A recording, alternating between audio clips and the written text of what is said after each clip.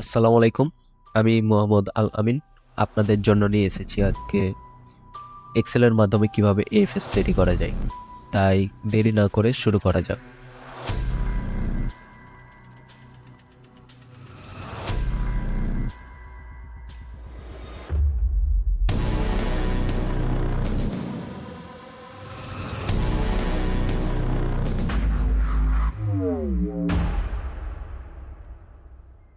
Excel two এএফএস।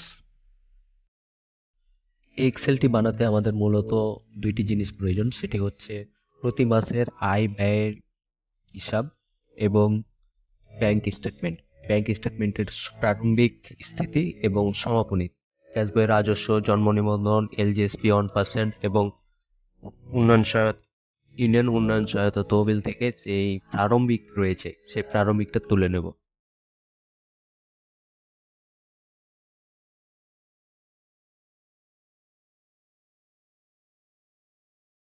সমাপনী যে স্থিতি সেই স্থিতিটি তুলে নেব।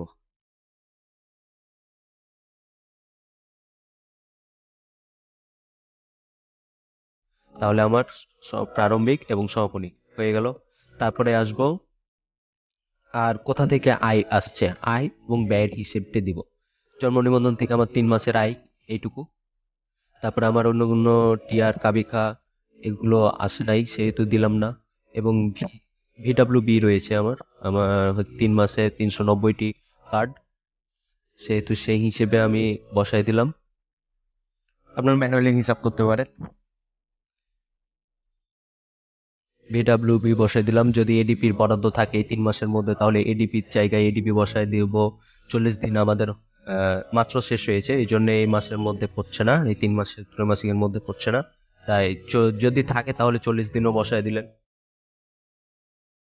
যদি এলজিএসপি 1% উন্নয়ন সহায়তা যদি টাকা নতুনভাবে বরাদ্দ হয় তাহলে সেটাও বসাতে হবে। এবং এবং যদি ব্যয় থাকে ব্যয়গুলোও বসাতে হবে, যেমন জন্ম নিবন্ধনে ব্যয় হয়েছে। এভাবে এলজিএসপিরও ব্যয় প্রকল্প, তারপরে রিটেনশন, বিল টিলগুলো এগুলো ওইভাবে ওই জায়গায় বসায় দিতে হবে। জুলাই ডিসেম্বরে যেগুলো আমরা মাসিক হিসাব করে রেখেছিলাম সেগুলো বসাইলাম।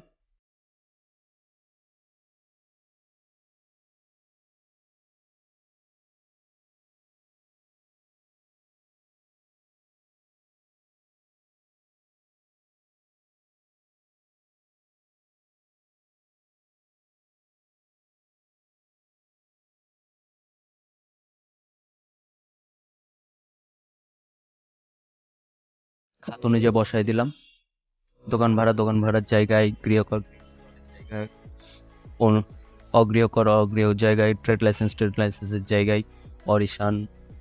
আর যদি আর কোনো আপনাদের ইনকাম সোর্স থাকে, যেমন ইজারা থেকেও পাওয়া যায়, ইজারার জায়গায় বসায় দিবেন। তারপরে হচ্ছে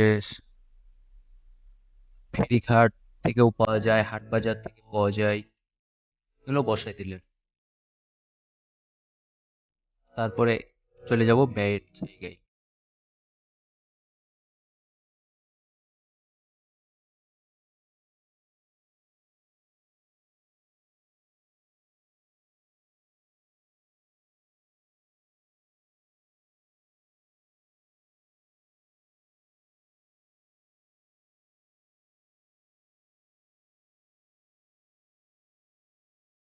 ব্যয় হবে এই নিজস্ব এবং উন্নয়ন উন্নয়ন ব্যয়গুলো।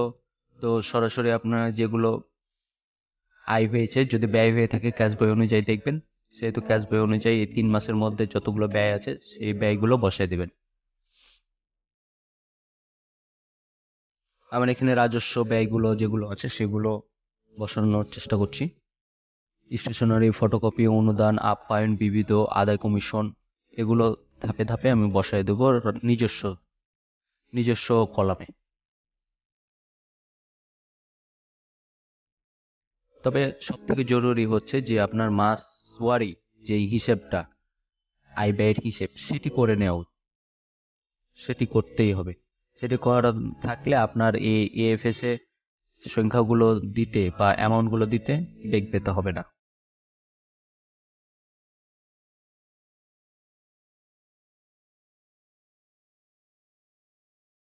একে একে বসাচ্ছি। আমি একটু দ্রুত দেখাচ্ছি। ফাস্ট ফরওয়ার্ড করে দিয়েছি যেন সময় কম লাগে। আপনারা একটু যদি বুঝতে সমস্যা হয় তো পজ করে দিবেন।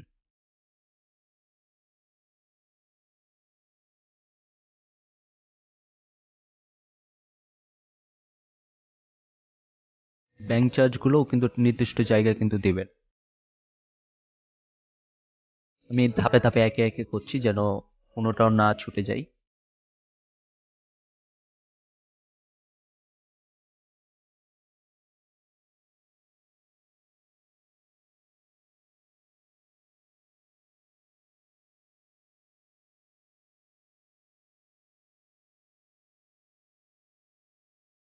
আমি একটু দ্রুত দেখাচ্ছি। ফাস্ট ফরওয়ার্ড করে দিয়েছি।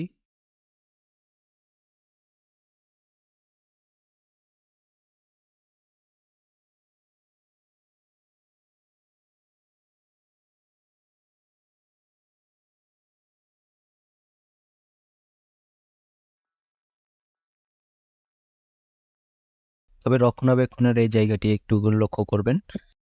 আমি নিজস্ব তহবিলের যোগাযোগ খাতে বসাইছি। আপনারা যে প্রকল্পগুলো নেবেন নিজস্ব তহবিল থেকে বা কাজ করবেন সে মোতাবেক আপনি গোছাবেন। এখানে যোগাযোগ খাত আছে, স্বাস্থ্য খাত আছে, এগুলো বসাই দেবেন এভাবে।